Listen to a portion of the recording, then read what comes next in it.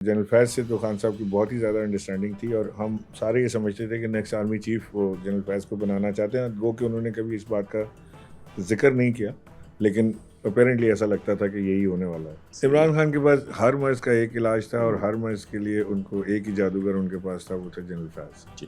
वो कहते थे यार फैज़ मैनेज कर लेगा। जो अपॉइंटमेंट है ना इनकी चीफ इलेक्शन कमिश्नर की, ये भी जनरल फैज़ की वजह से।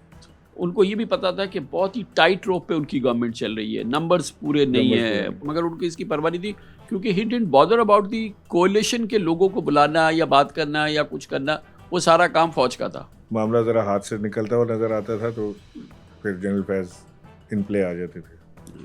पहले फर्स्ट स्टेज में नहीं, सेकंड या थर्ड स्टेज पे जाके मामला आगे ख़राब हो रहे हैं। Farooq Naseem was a strong recommendation of General Faiz. तो जो फ़ारूक नसीम थे वो जनरल फैज़ थे, वो जनरल फैज़ के आदमी थे। जो जस्टिस काजी फ़ाइज़ ईसा के खिलाफ रेफरेंस फाइल जी, किया जी। गया। ये क्या सूझी थी इमरान खान को कि उन्होंने जस्टिस काजी फ़ाइज़ ईसा के खिलाफ रेफरेंस फाइल किया और ये सारी चीज़? खान साहब इमरान खान साहब तो फ़ाइज़ ईसा को जानते ही नहीं थे। Imran Khan had no idea. ये तो आइडिया बेसिकली तो जनरल फैज़ के ज़हन की इख्तिरा थी ये, and it was delivered through वो फ़ारूक ये नसीम। जस्टिस फ़ाइज़ ईसा के जो पिछले जजमेंट थे, जो कुछ थे, धरना वगैरह, ये तमाम चीज़ें, टीएलपी का तमाम मामलात, तो इसलिए जनरल फैज़ जो थे वो, तो आप ये कह रहे हैं कि वो उस रेफरेंस के आर्किटेक्ट जनरल फैज़ थे। बिल्कुल। और उसके जो एग्जीक्यूशनर थे वो फ़ारूक नसीम थे और काफ़ी हीटेड आर्गूमेंट हुआ। फवाद वाज अगेंस्ट दिस के फ़ाइज़ ईसा के खिलाफ रेफरेंस नहीं डालना चाहिए and he was for it. और फिर खान साहब उठ के खड़े हो गए, उन्होंने कहा कि मैं सोच लूँ, फैसला करके मैं बताऊँगा। और फैसला वही हुआ कि जी रेफरेंस डालना है। मुमकिन है कि उनकी बात हुई हो जनरल फैज़ से, उसका उन्होंने कोई जिक्र नहीं किया, लेकिन हमारी अजम्पशन ये है कि उनकी बात हुई होगी और जनरल फैज़ ने उनको वजूहत बताई होंगी, जिसके ऊपर ही फैसला किया गया कि जी हम ये डालेंगे रेफरेंस। पूरी पीएमएलएन ने जो है जनरल बाजवा को के एक्सटेंशन के लिए वोट दिया।